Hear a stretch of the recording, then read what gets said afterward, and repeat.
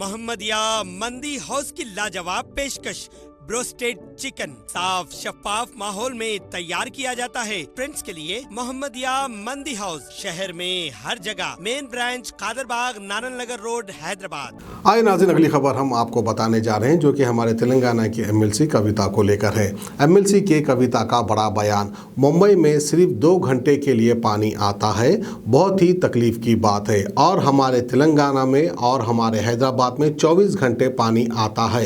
मुंबई पहुंचकर एमएलसी के कविता ने शिवाजी के पुतले पर फूल निछावर किए और मीडिया से बात करते हुए क्या कहा हम आपको बताते हैं। अगर तेलंगाना में जिस किसी के भी घर में 24 घंटे पानी नहीं आता है तो कमेंट कर सकते हैं।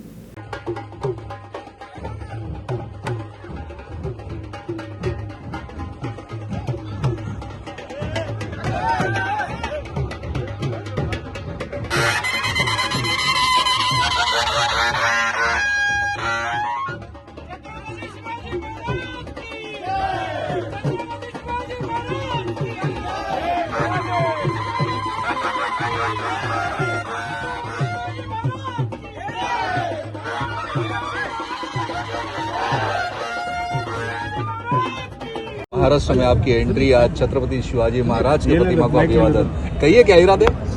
देखिए, टीआरएस पार्टी जो हमारे नेता केसीआर साहब ने 2001 में शुरू किया था, वो तेलंगाना राज्य को अलग राज्य गठित करने के एक लक्ष्य लेके शुरू हुआ था।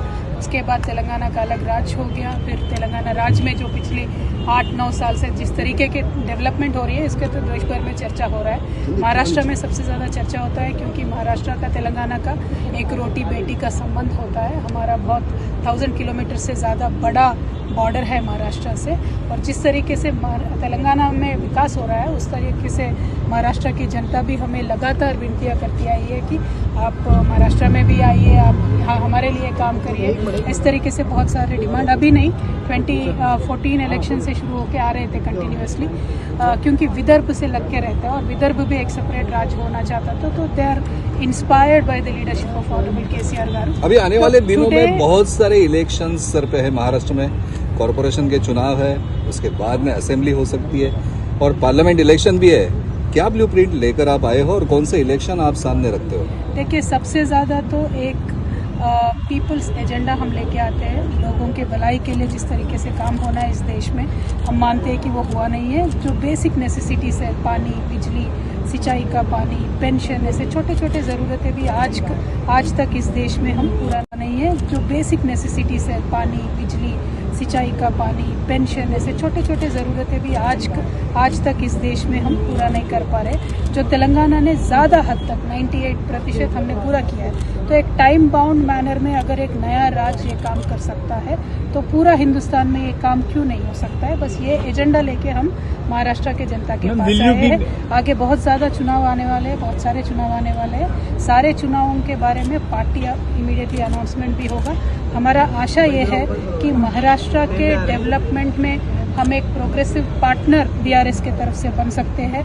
महाराष्ट्र के जनता के सेवा में अगर हम शामिल हो सकते हैं, अगर महाराष्ट्र के जनता हमें इस काबिल समझे तो हम अपने आप को सौभाग्यवान समझते हैं। क्योंकि महाराष्ट्र की पावन धरती से जिस तरीके का स्फूर्ति मिलता है, जिस तरीके से अंबेडकर को तेलंगाना में लोग चाहते हैं, जिस तरीके से बाबा फुले का हर एक ऑलमोस्ट गांव में जैसा स्टैचू रहता है, जिस तरीके से साहू महाराज ने रिजर्वेशन उस जमाने में दिया था 1800s में, उसके बारे में जिस तरीके से डिस्कशन होता है तेलंगाना में, और जिस तरीके से हम यहाँ खड़े हैं, शिवाजी की मूर्ति जो स्फूर्ति हमें देती है, इसी स्फूर्ति से हम लोगों के लिए काम करने के लिए आए हैं। जिस तरीके से टाइम बाउंड मैनर में तेलंगाना में काम हुआ है, हम मानते हैं, हमें पूरा विश्वास है देश भर में ये हो सकता है। आप नाकाम रही है ये सब काम करने के लिए?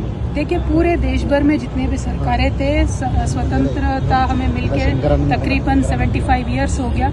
आज भी बहुत सारे गांव में बिजली नहीं है, पानी नहीं है। अभी भी हमारे माताओं को गढ़ उठा के चलना पड़ता है। मुंबई जैसे शहर में दिन में 2 घंटे पानी आता है, जहां हैदराबाद नया राज्य है 24 आवर्स सेफ ड्रिंकिंग वाटर नल से हर एक घर में आता है। तो जब तेलंगाना कर सकता है तो महाराष्ट्र क्यों नहीं कर सकता है? महाराष्ट्र कर सकता है तो देश क्यों नहीं कर सकता है? Talking about your specific visit, will you be meeting over परिवार के साथ, हमारे नेता के साथ बहुत गहरे संबंध है। शरद पवार जी के प्रति हमारे बहुत अच्छे रिस्पेक्ट है, क्योंकि तेलंगाना के मूवमेंट के समय से वो तेलंगाना तक आके हमें सपोर्ट किया था उन्होंने।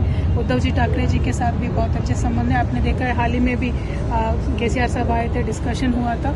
मैं तो आज एक वैसे टीवी चैनल के प्रोग्राम के लिए आई हूँ जो नेशनल इलेक्शन के डिस्कशन पे आई हूँ, लेकिन यहाँ बीआरएस का यूनिट हमने नांदेड़ से शुरू किया था। तो जितने भी लोग बीआरएस के साथ हैं, और वैसे तो कमेटी अभी बना नहीं है, तो साथ है, उन सबसे भी मिलने का अच्छा अवसर है, इसीलिए मुलाकात हुई। एक सवाल और है मैम, थर्ड फ्रंट को लेकर किस तरह से काम हो रहा है मैम? कहीं ना कहीं जिस तरह से केसीआर जी भी हैं वो भी उसके सहयोग में है कि कहीं ना कहीं एक थर्ड फ्रंट बनाया जाए बीजेपी के अगेंस्ट, उसको लेकर किस तरह से काम हो रहा है? देखिए, आज मैं ये मान के चलती हूँ, देश में एक ही फ्रंट है बीजेपी, दूसरा फ्रंट कांग्रेस बिल्कुल खाली है, वहाँ टेंट नहीं है, फ्रंट नहीं है, कुछ भी नहीं है। तो जो भी ऑल्टरनेट बनेगा वही दूसरा होगा, जो भी ऑल्टरनेट बनेगा वही कल बीजेपी को एक अच्छे से मुकाबला देने वाला एक कोएलिशन होगा। तो हम ये मान के चलते हैं केसीआर साहब यही एफर्ट में लगे हुए हैं पिछले 2-3 साल से। हर एक जब भी मौका मिलता है, हर एक राज्य से मुख्यमंत्री से मिलते हैं, वो जो जितने भी रीजनल पार्टी से रीजनल ताकतें हैं उनको साथ लेके चलने के लिए केसीआर साहब ने एक सीरियस एफर्ट किया है। हाल ही में भी हमारे खम्भम में बहुत बड़ा रैली हुआ था, वहाँ पे सीपीआई के नेता आए, आम आदमी पार्टी के नेता आए, अखिलेश जी आए, सभी लोग आए। तो ये प्रयास चलता रहेगा। अब वापस अम्बेडकर जी के जयंती पे और एक रैली बहुत बड़ा होने वाला।